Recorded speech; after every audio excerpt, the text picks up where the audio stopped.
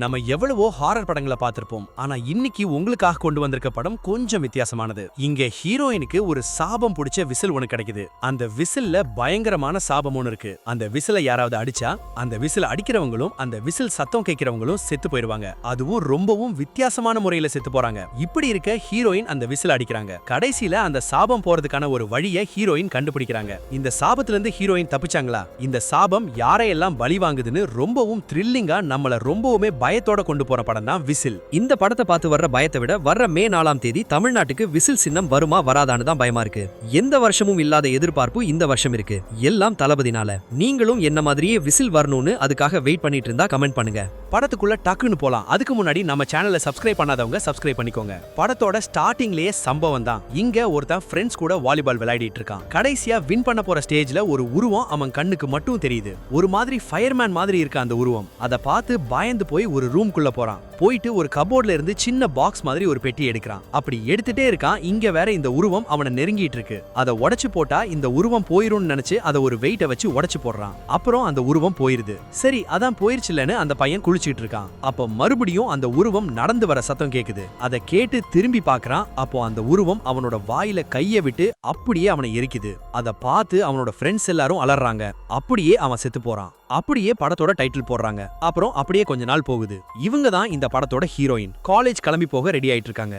இந்த பையன் ஹீரோயினோட கசின் பிரதர். ரெண்டு பேரும் ஒரே காலேஜ் தான் போறாங்க. அங்க போன உடனே ஹீரோயின் ஒரு லாக்கர்ல அவங்களோட பொருளை எல்லாம் வைக்க போறாங்க. அந்த லாக்கர் யாரோடதுன்னு பாத்தீங்கன்னா ஃபர்ஸ்ட் சீன்ல செத்து போனான்ல அந்த பையனோட லாக்கர் தான். ஹீரோயினுக்கு இது காலேஜ்ல ஃபர்ஸ்ட் நாள். அதனால சில பசங்கள்லாம் அவங்க கிட்ட வந்து ரொம்ப கிண்டல் பண்றாங்க. இந்த லாக்கரை நீ யூஸ் பண்ணக்கூடாது, நீ ரொம்ப அழகா இருக்கியேன்னு சொல்லி ராகிங் பண்ணிட்டு இருக்காங்க. டென்ஷனான ஹீரோயின் அங்க ஒரு பையனோட அடிமடியிலேயே ஒரு மிதி மிதிச்சு அவனை ஆஃப் பண்றாங்க. அப்புறம் அந்த கபோர்டை திறந்து பார்க்கும்போது ஃபர்ஸ்ட் சீன்ல அந்த பையன் உடைச்ச அதே மாதிரி ஒரு பெட்டி அங்க இருக்கு. அதே மாதிரி எல்லாம் இல்ல, அதே பெட்டி தான். அந்த பெட்டியை என்ன பண்ணாலும் அதுக்கு ஒண்ணுமே ஆகாது. அத ஹீரோயின் எடுத்துட்டு திறந்து பார்க்கறாங்க. அதுல ஒரு விசித்திரமான விசில் ஒன்னு இருக்கு. அதை எடுத்து ஊதலாம்னு போறாங்க. கரெக்டா ஊதலாம்னு போகும்போது கிளாஸ் ஸ்டார்ட் ஆகிற பெல் அடிக்கவும் உடனே கிளாஸுக்கு போறாங்க. அத அவங்களோட கிளாஸ் ப்ரொஃபசர்ட்ட காட்டுறாங்க. அப்போ அவரும் சரி நான் இத பத்தி எக்ஸ்பெரிமெண்ட் பண்ணிட்டு உன்கிட்ட தரேன்னு சொல்றான். அப்புறம் அத போட்டோ எடுத்து ஆன்லைன்ல சேல்ஸ் பண்ண பார்க்கறான். அப்போ அதோட பிரைஸ் $35,000 மேல காட்டுது. அத பார்த்து பேராசப்பட்டு சேல் பண்றதுக்கு பார்க்கறான். அப்புறம் அத ஊதி பார்க்கலாம்னு பார்க்கறான். அத ஊதும் போது அவன் இருக்கிற ரூம்ல இருக்கிற கண்ணாடி அப்படியே உடைஞ்சு போகுது.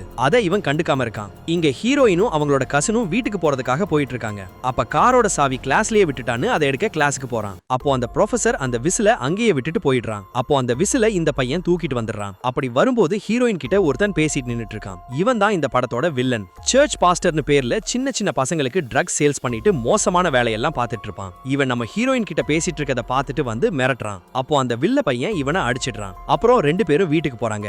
இங்க நம்ம ப்ரொஃபசரை தான் காட்டுறாங்க. எங்கடா இங்க வச்ச விசில காமோன்னு தேடிட்டு இருக்கான். அப்போ இவனை ஒரு உருவம் பின்தொடர்ற மாதிரி ஃபீல் ஆகுது. அப்படியே பயத்திலேயே நின்னுட்டு இருக்க அந்த உருவம் அவனோட முன்னாடி வந்து நிக்குது. பார்க்கிறதுக்கு கிட்டத்தட்ட இவன மாதிரியே இருக்கான். அந்த உருவம் வந்து அவனோட வயித்துக்குள்ள கையை விட்டு அப்படியே ரத்தமெல்லாம் உரைய வச்சு கொல்லுது. கடைசியில இவனை கொன்ன அந்த உருவம் மாதிரியே இவன் சாகுறான். என்ன கான்செப்ட்னா அந்த விசில யார் அடிக்கிறாங்களோ அவங்க ஃபியூச்சர்ல எப்படி சாவாங்களோ அதே மாதிரி ஒரு உருவம் வந்து அவங்கள இப்பவே கொல்லும். இந்த ப்ரொஃபசர் நிறைய சிகரெட் அடிப்பான் போல. அதனால ஃபியூச்சர்ல கேன்சர் வந்து செத்து போவான். சோ அதே மாதிரியே இப்பவே அந்த உருவம் கொல்லுது. இப்படி இருக்க இங்க இதெல்லாம் ஒண்ணுமே தெரியாம ஹீரோயின் அவங்க ஃப்ரெண்ட்ஸ் கூட கூத்தடிச்சிட்டு இருக்காங்க. அப்போ அந்த கேங்ல ஒரு பொண்ணு அந்த விசிலை எடுக்கிறா. அதை எடுத்து அதை ஊதுறா. அப்போ அந்த விசில்ல இருந்து ஒரு கோரமான சத்தம் ஒண்ணு கேக்குது. எல்லாரும் கத்துறாங்க அதை நிப்பாட்டுன்னு. அப்புறம் யாரும் அதை பெருசா எடுத்துக்காம அவங்க வீட்டுக்கு போறாங்க. ஆனா அப்போல இருந்து தான் அந்த சாபத்தோட வேட்டை ஆரம்பம். அந்த விசில ஊதுவவங்களுக்கு மட்டும் இல்ல, அந்த விசில் சத்தம் கேட்டவங்களுக்கும் அந்த சாபம் வருது. ஒவ்வொருத்தருக்கும் ஒரு உருவம் அவங்கள ஃபாலோ பண்ற மாதிரி ஃபீல் பண்றாங்க. அப்புறம் கொஞ்ச நாள் கழிச்சு காலேஜ்ல ஒரு ஃபெஸ்டிவல் வருது. அதுல எல்லாரும் என்ஜாய் பண்ணிட்டு இருக்கும்போது அந்த ரெண்டாவதா விசில் அடிச்ச பொண்ணை தான் காட்டுறாங்க. அவளுக்கு ஒரு உருவம் கண்ணுக்கு தெரியுது. ரொம்பவுமே வயசாகி ஒரு மாதிரி கோரமான உருவம் அவளை விரட்டுது. அத பார்த்துட்டு அலறி அடிச்சிட்டு ஓடுறா. அவளோட பாய் ஃப்ரெண்டுக்கு கால் பண்ணி என்ன ஒரு உருவம் துரத்துது, என்ன காப்பாத்து, என்ன அது கொல்ல போகுதுன்னு சொல்லி அழுகுறாங்க. அப்போ அவனும் இவங்கள தேடி ஓடி வரான். இது வேற அவளை விடாம துரத்திட்டே இருக்கு. இவ பயந்து போய் ஒரு சப்வே மாதிரி ஒண்ணுக்குள்ள போறா. அதுவும் விடாம பின்னாடியே வருது. அப்போ இவளோட கால் அது கிட்ட மாட்டிக்குது. அது அதோட நகத்தை வச்சு ஒரு கீறல் போடுது. அப்புறம் அப்படியே அவளோட வாய்க்குள்ள கைய விடுது. அப்போ அவளோட உருவம் அப்படியே மாறுது. அப்புறம் எப்படியோ அதுகிட்ட இருந்து தப்பிச்சு வெளியே வரா. வெளியே வந்து ஒரு இடத்துல நின்னுட்டு இருக்கா. அப்போ மேல இருந்து அந்த உருவம் வந்து அவளோட வாயில வாய் வச்சு உரியுது. அப்போ அப்படியே அவ அந்த உருவத்துக்கு வரா. இவங்க ஃபியூச்சர்ல வயசாகி தான் செத்துருப்பாங்க. சோ அதே மாதிரியே இப்போ செத்து போறாங்க. அப்புறம் ஹீரோயினும் அவங்க ஃப்ரெண்டும் இந்த சாபத்துல இருந்து தப்பிக்கிற வழியை தேடிட்டு இருக்காங்க. அப்போ ஒரு லேடியை மீட் பண்றாங்க. இந்த மாந்திரிகம் எல்லாம் பண்ணுவாங்கல்ல, அந்த வேலை பண்றவங்க. அவங்க உடம்பு சரியில்லாம இருப்பாங்க. அவங்க கிட்ட போய் இந்த சாபத்துல இருந்து எப்படி எங்களை காப்பாத்துறது, இது என்னோட ஃப்ரெண்ட்ஸ் எல்லாரும் ஒவ்வொருத்தரா கொன்னுட்டு இருக்கேன்னு சொல்ல, அப்போதான் அந்த சாபத்துல இருந்து எஸ்கேப் ஆக ஒரு வழியை சொல்றாங்க. இந்த சாபம் உங்களை விட்டு போகணும்னா அந்த உருவம் உங்களை கொல்ல வரும். அப்போ உங்களோட ரத்தத்தை யாராவது தொட்டாலோ யாருக்காவது நீங்க தெளிச்சாலோ அந்த சாபம் அந்த உருவம் அவங்கள நோக்கி போயிரும்னு சொல்றாங்க. இத ஹீரோயினோட கசின் பையன் தெரிஞ்சுக்கிட்டு ஒரு தப்பான முடிவு எடுக்கிறான். அந்த வில்லம் பையன் இருக்கான்ல, அவனை தேடி போறான். இங்க ஹீரோயினோட இன்னொரு ஃப்ரெண்ட காட்டுறாங்க. அவன் பயத்துல வீட்லயே முடங்கி கிடக்குறான். அப்போ யாரோ கதவு தட்டுற சத்தம் கேக்குது. யாருன்னு பாத்துக்கிட்டே இருக்கும்போது பின்னாடி இருந்த ஒரு கை அவனை இழுக்குது. அதுக்கப்புறம் ரொம்பவுமே கோரமா சாகுறான். இவன் காரை ரொம்ப ஸ்பீடா ஓட்டுவான் போது. அவங்க அம்மா கூட ஒரு சீன்ல சொல்லிருப்பாங்க, கார்ல மெதுவா போ, எப்பவும் போல இருக்காதுன்னு. சோ இவன் ஃபியூச்சர்ல ஒரு கார் ஆக்சிடென்ட்ல தான் செத்துருப்பான். அதனால அதே மாதிரி உடம்பெல்லாம் செதஞ்சு போய் கை காலெல்லாம் முறிஞ்சு கடைசியில தலை நொறுங்கி போய் செத்து போறான். இங்க வேற இந்த லூசு இந்த வில்ல பையனை மிரட்டி ஒரு இடத்துக்கு கூட்டிட்டு போய் கட்டி போட்டிருக்கான். அப்போ ஹீரோயினும் அவங்க ஃப்ரெண்டும் அங்க வர்றாங்க. நீ இப்படி பண்ணாத, இப்படி பண்ணக்கூடாதுன்னு சொல்லிட்டு இருக்கா. இவனோட சாவும் நெருங்குது. அப்படியே பேசிட்டு நின்னுட்டு இருக்க அவனோட கை ஒரு மிஷின்ல மாட்டின மாதிரி ஒரு சத்தம் கேக்குது. சத்தம் மட்டும் இல்ல, அப்படியே அவனோட உடம்பு அறையப்படுது. ஒரு பார்ட் கூட இல்லாம வெறும் ரத்தம் மட்டும் தெரிச்சு துடி துடிச்சு செத்து போறான். இங்க ஹீரோயினும் அவங்க ஃப்ரெண்டும் ஒரு பிளான் போடுறாங்க.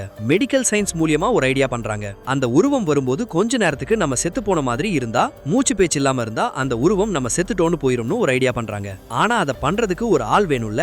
2 பேர்ல யாராவது ஒருத்தரை தான் காப்பாத்த முடியும். இப்படி இருக்க ஹீரோயினை காப்பாத்துறதுக்கு அவங்க ஃப்ரெண்ட் முடிவு பண்ணி அந்த பிளான் படி பண்ணிட்டு இருக்காங்க. அப்போ ஹீரோயினோட உருவம் வந்துட்டு அவங்கள ஒண்ணுமே பண்ணாம போயிருது.